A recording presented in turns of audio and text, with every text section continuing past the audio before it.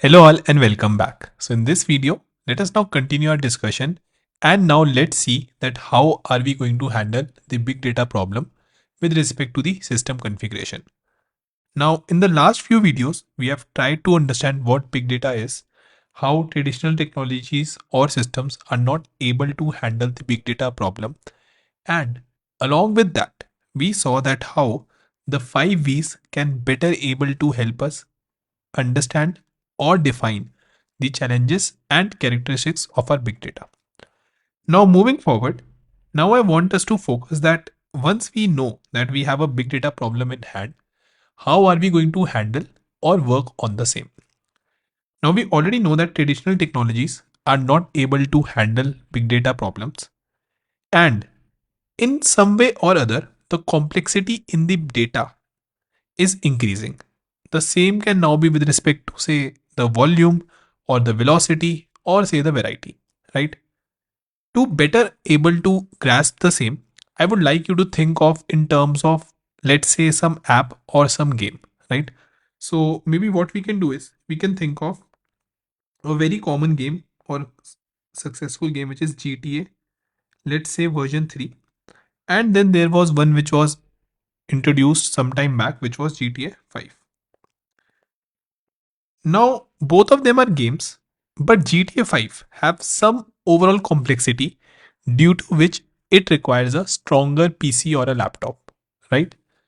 Similarly, many apps are there which demand that your overall configuration of your phone, right? Or let's say overall your some operating system or resources should be met so that they can run. As an example, WhatsApp, which is another very common application, it might now not run on some very old, let's say, BlackBerry phone or some phone which is running iOS 8 or 9 version. Now, it is just not the problem with respect to the volume, right? Again, to make you understand that just volume is not at play here, but due to the increasing complexity, somehow we need resources one way or the another, right? So, as the data is increasing in terms of complexity, size, variety, we know that somehow in our system we need to have more resources. Now, in this course, and let me write this down as well, when the complexity or size of our data increases, we will be needing more resources. Now, I would like to discuss a little on this resources because it's going to be a lot important and something which we will see and mention a lot in this course. So, when I talk about resources specifically,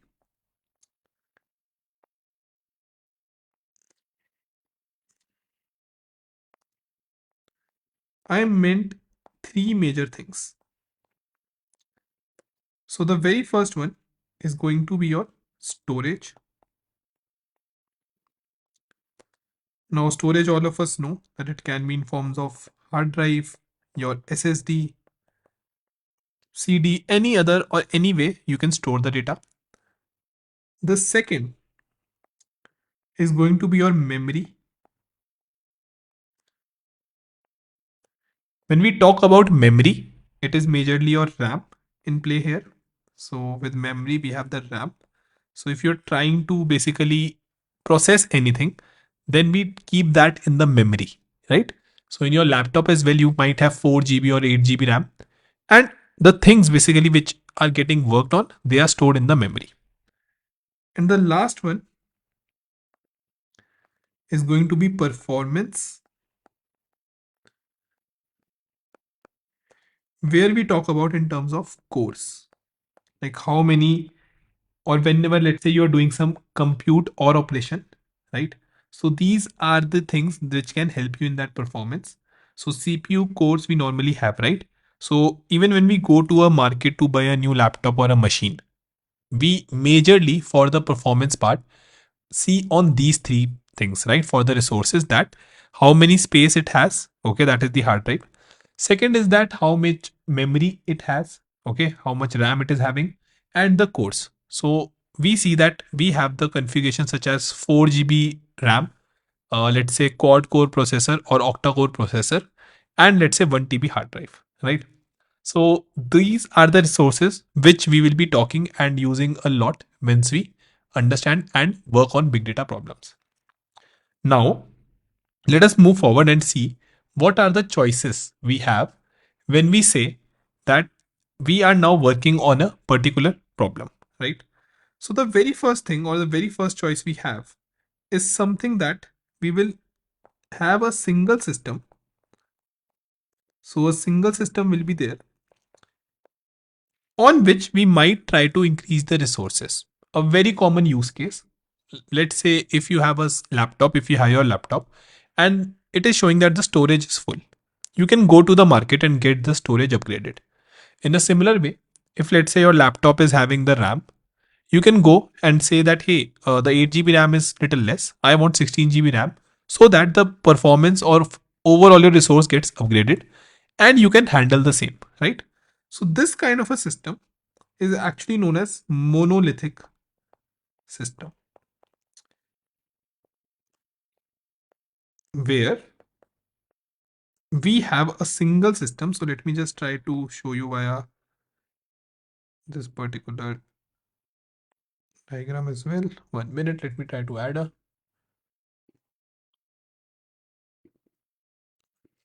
So here we just have a single system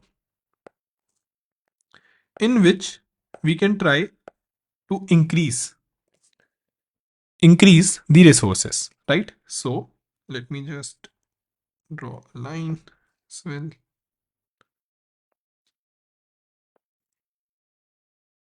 Yeah. So here what I'm trying to do is I will try to increase the resources. Our laptop or the PC, let's say where we are seeing this video or normally which you use, that is actually an example of monolithic system. Mono means one, right? So mono implies once. Now, when you try to get the resources increase, up to a limit, you might get that you might basically be able to see the proportional increase in the performance. So what I mean by that is, let's say if you have X resources and you get it increased to 2x, maybe a performance P is also getting increased. But if you try to, let's say, increase or getting those resources increased, at some point your performance will limit, and normally also there are limit to how much resource you can get upgraded. For example, your single laptop might not support 32 GB of RAM, right? In a similar way, there are limits on how much storage overall your laptop can support. Maybe after 4 TB, it won't support that. So, if you increase, let's say, the overall resources by 10x, you might not see a similar increase in the performance. And thus, what happen is that the cost which you are spending, okay, to get your resources upgraded, it is not coming out in terms of your overall performance.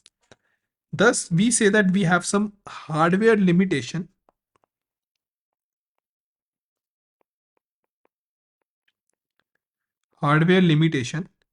in the case of a monolithic system.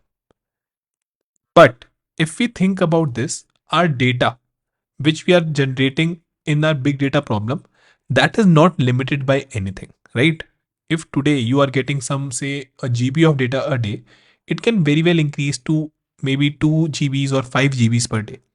So, the biggest problem of your monolithic system is that they are not scalable. You can get the resources increased, but up to some time, what you will see is that we will not have the proportional increase in the performance. Okay. So, due to this, majorly we don't, or normally we will never be using a monolithic architecture or a system for our big data problem. Now let's move on to the next one. So our next one is that, let's say when you have lots of images or lots of video files to store, then what you do is you can maybe use multiple systems, right? So multiple systems, and they are known as distributed.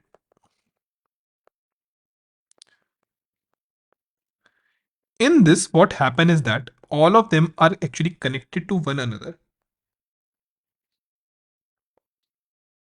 They are just connected to one another, and we will just try to make sure that somehow we are able to use combined power, right? So whatever power is there in them, we are able to use them combined. So they are connected to each other. And what happened now is that as we have multiple systems connected, okay, we can increase and add more and more system as and when we need. So for example, let's say if each of these system is having 1 GB, then tomorrow if you have to store say 7 GB, you can just easily increase these systems. Each of them is having their individual resources, okay, on which you can maybe, for example, let's say if you have 5 files, okay, which you have to work on, you can just send a single file to each and every one of them, which they can do.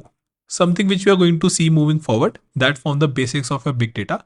But I hope you are able to understand the basic gist that how a distributed system, right, will be able to help us better, because in this you can keep on adding more and more machines. Okay. So this overall is known as a cluster. So we have a group of machines here. So we have a group of machines which are known as a cluster. So it is known as a cluster. These machines are also known as nodes. Okay. As we discussed, we can keep on adding. We can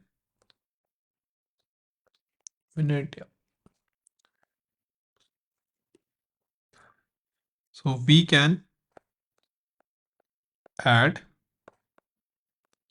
more machines here as and when required. So each of these machines are having their individual resources, individual configuration. And again, because in our big data, we know that the problem or overall the data will grow with time in terms of complexity. We surely need a system which we are able to scale, and distributed system are easily able to scale, and thus we also call that here we are able to achieve true scaling.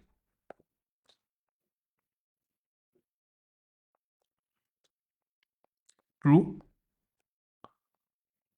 scaling. That is, if we are trying to spend the cost to increase the resources, then we are able to get a similar increase in the performance as well, as they are all connected to each other in a distributed manner. To think of this with a very good example, what you can see or what you can think of is that, let's say you are running a restaurant. Now in that restaurant, let's say if you have 20 chefs, right? If you try to keep each and every of those chefs in a same kitchen, okay, and you keep on adding more and more chef, somewhere the overall performance of your chef will limit and will not increase. The reason might be very simple. They might be coming in, I would say, work of each other. Your overall kitchen might have a limit that it cannot hold more than these chefs. Okay, they are not able to, basically after some time they are just coming in between of each other workflow. But on the other hand, if you divide, let's say, the kitchen in terms of cuisine, so for example, for your continental cuisine you have a different kitchen, for Indian cuisine you have a different kitchen, for Chinese cuisine you have a different kitchen, each have their designed number of chefs.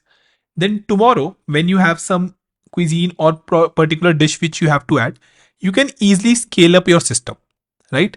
So this is a very good example to understand and imagine that how a monolithic system, if you keep on increasing the resources, the performance will limit somewhere and you will not get the overall returns in terms of cost and performance. On the other hand, for a distributed system, as you scale, as you double or increase the resources, similar performance you will see in terms of your overall. As you increase the resources, similar effect you will see in terms of your performance, right? So this is approximately equal, of course, but yes, as you increase the resources, the performance also increases in a similar manner. Now, as in big data, we will be having these things increased. We will have to, or rather, we will majorly be using distributed system. So all good big data systems are based on distributed architecture or systems, right? So let me write this down as well. The major takeaway which we have is that all good big data systems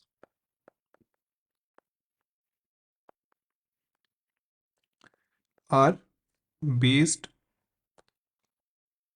on based on distributed systems.